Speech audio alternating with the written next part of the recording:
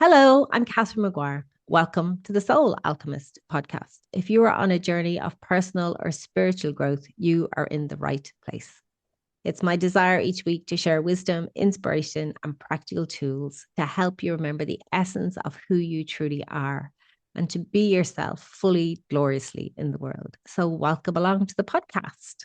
I have something lovely for you today. I thought it would be nice to invite another soul alchemist onto the podcast. And if you like this week's podcast, I will do it again with some other people. But my idea was that this journey of personal growth, spiritual growth, soul alchemy can sometimes seem very isolating, a bit lonely. And I think sometimes you can wonder why, in the name of goodness, am I even doing this to myself? Is it worth it? So I thought it'd be lovely to hear from some other soul alchemists and to hear their journey, what got them started, and also how it has changed their life for the better. So that's what we're going today. Today we have a guest. So today's guest is a business consultant. They specialize in transformation within organizations. They are also a leadership mentor. And they also happen to be my husband and my partner in love and life for the past 20 years, Mr. Vincent McMahon. So, Vincent, welcome to the podcast. Hi, Catherine. How are you? I know it's a bit weird.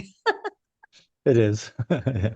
Vincent and I are actually at opposite ends of the house to make sure the sound works. So, I hope the sound is good. So, Vince, I'm going to start with asking you, what was the thing that got you started on this journey of personal growth, soul alchemy? Wow. Okay. I think as part of my marriage separation, I did counselling, and at the time I was working in computers, and it kind of just opened me up to a whole different world. Like I realized I had problems, in relationship problems. Um, but I kind of took that computer logic into like the whole world is like this. So if you had a problem in my computer work, you just logged it and you fixed it. You just like worked out what it was and put a fix in. And at that time, most things we could fix actually. The technology was a lot simpler. So I took that logic into relationships. Like you just log it, give me the problem, and you can fix it. 6 months of counseling, and I realized that's not really, how it works. That a lot of your decisions, a lot of your choices, and your behavior is based on your unconscious. And so it opened up a whole world to me, and I wanted to know more. So I think that was the first kind of like opening up a library of, okay, these are all these books. How do I find out about the unconscious? Amazing. And where did that take you? So from counseling, give us a bit about like where the journey took you after that. Well, and the same with computers. And computers, like I studied programming, cabling, networking, the whole thing. When I went to spirituality or personal development, I did the same. Like I studied shamanism, psychology, consciousness. Went to stay in the rainforest with a tribe. So I really kind of went for it. Um, and it's just that curiosity. That's your curiosity of like, why, how do we live in different ways? Why do we do what we do? And through all the things like you studied and learned and experienced, what like personally were the big moments you had to face parts of yourself and go, oh, okay, this I need to have a look at.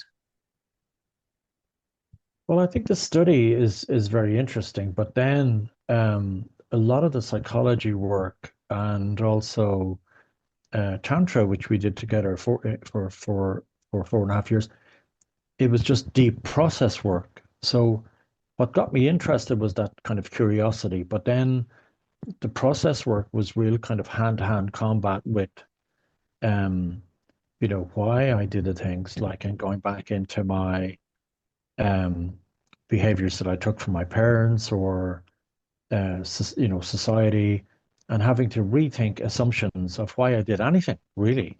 Um, So give us a couple of those big assumptions. well, like when I did psychology, process psychology, and you're reading about it first of all, and you're finding out about, let's say, roles. So, they're talking about roles like you have the hard worker role, you've got the good son role, you've got the good dad role, and you're reading about them. They're really interesting, and then you find out that that's what I have. I have those roles, and and it's not that you're not to be a good dad or a good father, but the roles are actually hyper activity. So you're doing more than you should in those roles because you don't feel good about yourself. And I So how, never thought about that. So sorry to cut across you. So how did that play out in your life? So if somebody's listening and they think, okay, well, of course I'm a good dad or a good mom, but like if they don't understand what roles are, could you give an example of how that played out in your life? you're just doing the extra. So if you're doing hard work or because you don't feel good about yourself, like your car is the first car in the car park. Your car is still in the car park when everybody else has gone home. And then I justify that by saying I'm working in IT, so the systems have to be up when people come in, and also then you've got to wind them all down, when people leave. So there's reports to be done for the next day. In lots of ways you justify all the roles. I need to be working all the hours, or I need to be doing all the things. It's just, but inside, it's to support a whole part of you that doesn't feel good enough about yourself. But on the outside, it seems like you're great because you're working on computers, you're making a lot of money, but the inside motives for why you're doing that are contradictory because you just don't feel good. Um, and that gets into everything. So I was listening to all this in psychology and then doing process work and finding out that I was doing that in my own life. And then on top of finding out that I was just replicating my father. My father did exactly the same thing. And um, that was really difficult for me to take because I went the opposite of my father. I went the opposite of everything my father did. I would do the opposite. So Irish language. I totally went against Irish language, religion, Catholicism, everything. So then I found out I was just him. I was rebelling, but actually the patterns of behavior were exactly his patterns. So that's inner work. Inner work when you turn the mirror inside and you find out that all the things inside you have to face and then have to deal with them. But And it's how quite was that? liberating.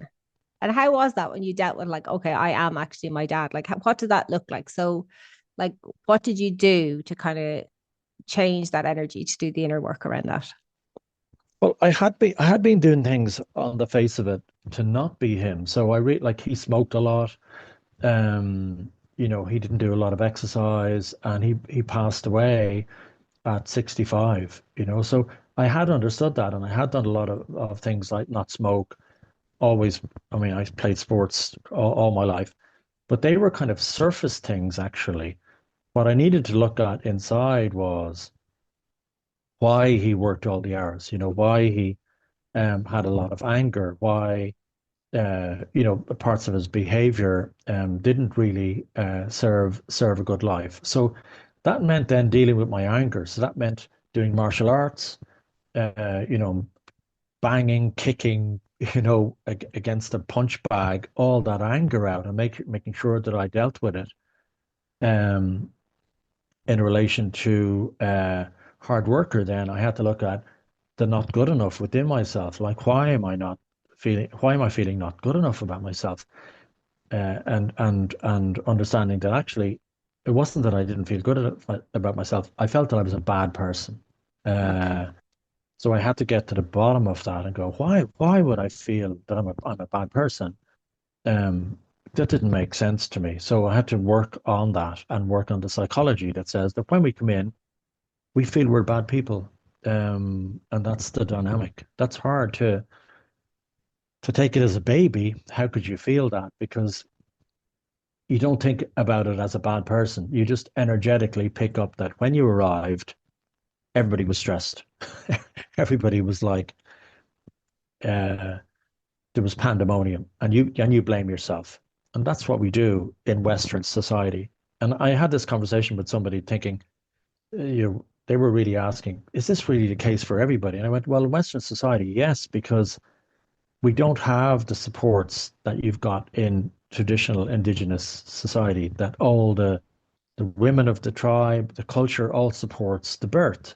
In Western society, you don't have that. So um, you tend to be born into a hospital environment or born into an environment where people are stressed. They're stressed about the birth. So, and you blame yourself. So that you then need to unpack that. You need to unpack that you're not a bad person. It's a mistake that you would think that. Now, I know people hear that and they go, that's just not the case. And it took me a while to understand that it is actually the case.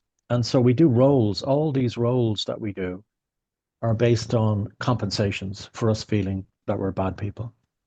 So did you find then as you work through that, work through those layers, the work through the layers of, there's a core belief that I feel I'm a bad person, which is that I'm not good enough, which is I'm overcompensating as a dad or an employee or a consultant or whatever you're doing. How did you find then your life changed when you worked through that? Yeah, it's just it's true liberation. You just feel free from the roles. You feel because the roles are heavy. All those things of hard worker, good dad, and all. And it's not that you don't want to be a good dad. You don't want to be like a dad for your children.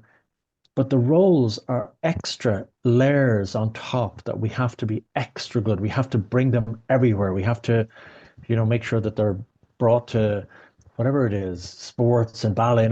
And you see parents that are just doing too much. And all the kids want is they just want you to be there for them. And they want, love and nurturing. They don't want to do all these millions of extra things because that's a lot of pressure for them. And then what happens at roles is they then, like I did with my dad, they then carry on that behavior, which you don't want your children to carry on those roles. You don't want your children to be working all the hours and um, trying to be something. And also, you don't want your children to feel that they're bad people. That's the core dynamic that you just don't want. So how do you think the quality of your life has changed then from doing inner work? Like, because when I'm listening to you, like, and I know your journey. When I'm listening to you, I was like, oh my God, that sounds like just a ton of work. So is it worth it? Like, what's the payoff? The payoff is you just got more space in your life. You've just got more energy. When you make decisions, you ask, why are you going to make that decision? So I've stopped myself so many times of making decisions that would just have involved way more energy when simpler things would have made more sense, you know? Okay. So the behavior, those roles are very reactive. Before you know it, you're already shopping for something or you're doing something. You've just reacted because the behavior is so ingrained over years. So what happens is you just unpack all of that and you just don't spend all that energy and time and money and stress. Not that you don't make decisions, but they're more centered. You just think, why am I doing that? Why am I doing that? And when you breathe and come back into your center and come out of those roles, yes, you do things, but they're more loving, they're more just what common sense, what you should you be doing in those situations. Amazing. Amazing. So where are you now on the journey? What's like on your radar at the moment? God, what is what's on my radar at the moment? I have a second book that I'm putting together, and that is on the seven stages of life. So, you know, again, a bit like the roles, I bought into there's only two stages to life. First stage, you get to midlife, and then the second stage. So many traditions that I've researched, the understanding is that there's actually seven. Uh, so I want to bring that into book form and share that. I'm very excited about that. I guess another, you know, huge part of where I'm at is for a lot of my life and all those courses, psychology, consciousness, shamanism, there was a kind of like, I think I was trying to master something, trying to master shamanism, trying to master psychology. How do you master all these things? And definitely over the last while,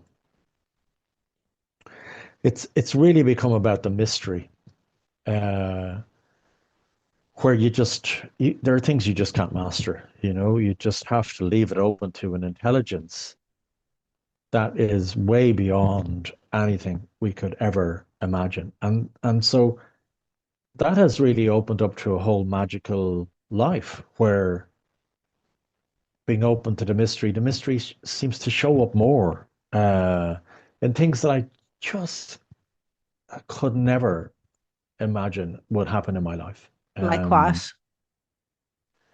well,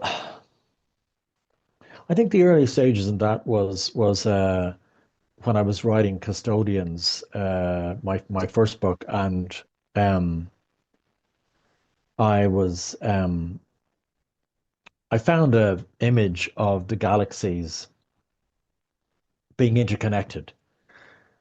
So um, the scientists had found galaxies were actually interconnected, not these kind of separate, isolated entities. And it showed up as a kind of an image. And I thought this was incredible because the book, Custodian, is all about interconnectedness. And here was an example of galaxies. Uh, so I ended up tracking down the name at the end of the photo was S. Cantalupo, and I tracked him down. He was a astrophysicist, and I thought he was in California. Originally, he was California, and he moved to Zurich. And S. Cantalupo, I thought because he was in California and the telescope was in Hawaii, I thought he might have been maybe Mexican or South American. So I told him when I was getting the book published, I had to get permission, his permission to put his photograph in the book. So I emailed him and I said, "Hi, I'm Vincent McMahon. I'm an Irish guy living in Italy, and I want to write this book about interconnectedness. And I saw your image, and I'd love to have it in my book." I had to tell him where the book was being published, which was a village in southern Italy called Oliastro, and that's where the publishers were. And he emailed me back, and he said, "Vincent, I'm not quite sure you know all the connections." I was reading this email, going, "What? What?" And he said, I was born in the village where your book is being published." And I was like, I still saw him looking at galaxies out in outer space, and all of a sudden he's connected to a village where my book is being published. And as I read that email, I said, I come back to my family twice a year in the village, Oliastro. Would you like to go for a pizza? And we actually ended up meeting for a pizza. Now, for me, that's the mystery. That's the mystery of like, how do you get from galaxies interconnected, having a pizza with an astrophysicist in a local village? That's the mystery. That's the universe in its total magic. Oh, I love that. And I think that's the bit for me. I think part of, for me, definitely this whole journey is life gets way more magical in ways you can't control, you can't describe. Just moments happen where you go, oh, like your logical brain is just fried. It's like no amount of logic would have put those pieces together. And then you have this magical moment. Yeah, and they just become more often, and it's not that you kind of run around looking for them, but you're definitely curious to see where the next one's going to happen. Yeah. So if you were to think about, someone listening to this podcast, whether they're in Ireland or America or Australia or Poland or all the lovely places where people listen, and they're on this journey and maybe they're feeling a bit lost, or maybe they're feeling a bit tired or a bit deflated or wondering, what's the point? Or maybe even someone who hasn't started, but a bit like, if you were to rewind the clock back when you went to that, to counselling for the first time, what would you say to them? Like, what wisdom would you offer to them today? Um,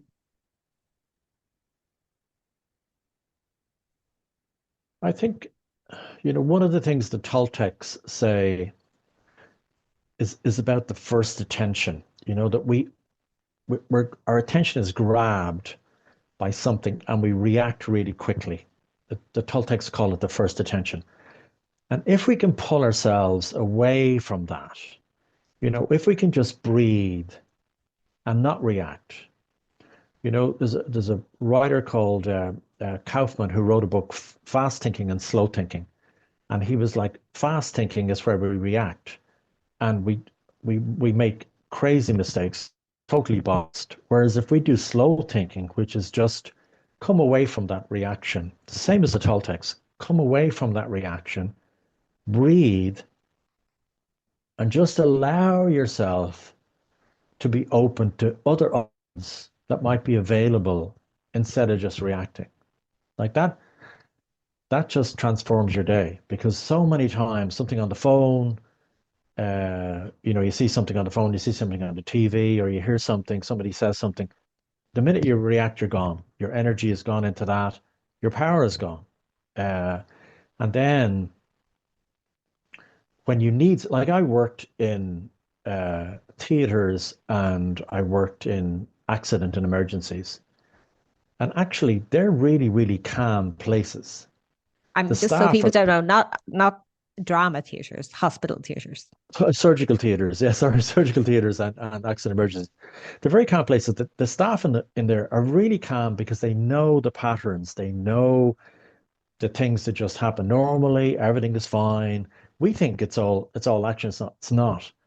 And what it is they keep their energy not reacting to every single person that comes in, every single surgical case, every single accident emergency case. They're very calm. All the patterns are normal patterns.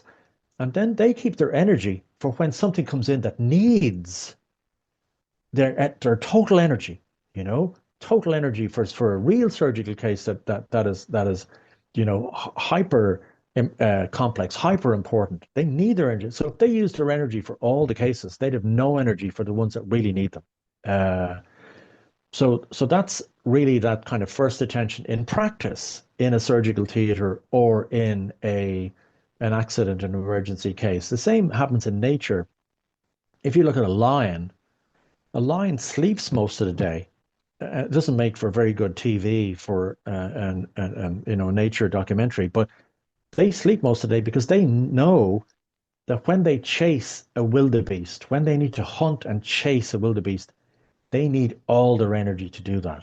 So they can't be running around after things to do with the family, running around after things that happen, or something. They can't do any of that because they save their energy for when they need it. So the same is true of us. We need to step away from that first attention reaction and keep our energy for the times that when we really need it. I think that would be probably the one of the key aspects. That's lovely. So before we finish up, we'll wind up in a minute. But like if you were to look back to you, the version of you that went to counselling, I don't know what was that? Was that 25, 30 years ago? About 20 years ago, yeah. Well, more than that, because we're together More than 20 that, yeah, years. yeah, yeah, yeah. If you were to look back to that version of him and to and then feel into who you are now, like how, like in a couple of words or in a sentence, how has your life changed? Like what's the difference between the two versions of you? It's just calmer, there's more space. And I think um, I'm more in my body, I can allow myself to feel things more, which is good. Um, and I allow more joy and fun in my life, without having to compensate or run around telling loads of jokes, without having to, I Mm-hmm. enjoy life more Brilliant. and I think I can be more me. Oh, brilliant. That's what it's all about. That is what it's all about. So, my darling, thank you for being my first guest on our podcast. I hope, if you're listening, that you found Vince's story some way inspirational for where you're at in your journey. If you have a question for Vince, please do message me or email me, and I'll be glad to ask him. Or we can get him back again if you'd like to hear some more. And I'll put a link in the show notes to Vince's book, Custodians, and he has a Substack as well if you'd like to have a read. But for today, Mr. McMahon, thanks for coming and joining me. Thank you. And to all my gorgeous soul alchemists who are journeying with me, have a gorgeous week. Have a gorgeous week. Let me know what you thought of today's episode. And if you like it, we'll do some more with some more soul alchemists. Sending loads and loads of love your way. Blessings and love from Italy. Slán agus ciao.